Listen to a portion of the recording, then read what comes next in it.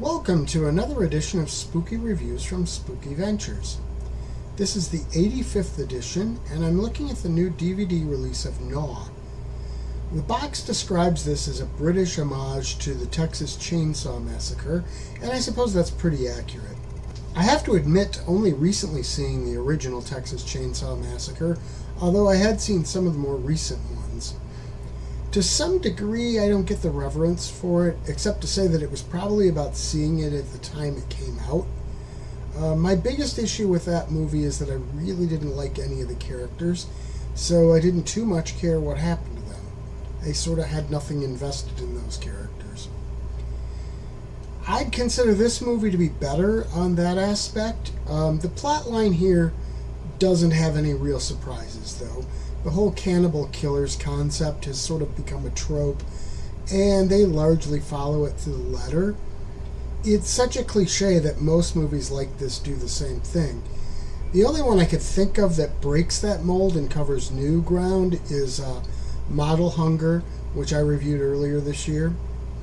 Other than that, most cannibal movies are sort of the same plot. Actually, all in all, I really enjoyed this movie. While it's definitely indie, the acting is quite good, and if I had one complaint, it would be that some of the scenes are much too dark, making it hard to see what's happening. That's an issue with a lot of movies lately. In fact, it's so common that I've read a few semi-technical articles about it. The final scene leaves some questions as to what's going on exactly, but I think it might have been a teaser for a sequel. I like the use of news articles and photos in the film. It lends a sense of reality to it all. The tagline, "It's nice to have your friends for dinner," is great too. That said, I don't think the idiom translates as well on this side of the pond, because here most people I know would say, "have your friends over for dinner," although the more I think about it, that would probably still work that way as well. This does get pretty gory, but you expect that with a cannibal film. It's not nearly as explicit in terms of the gore as it had the potential to be, though. So the final verdict on this is that it's quite a solid cannibal movie.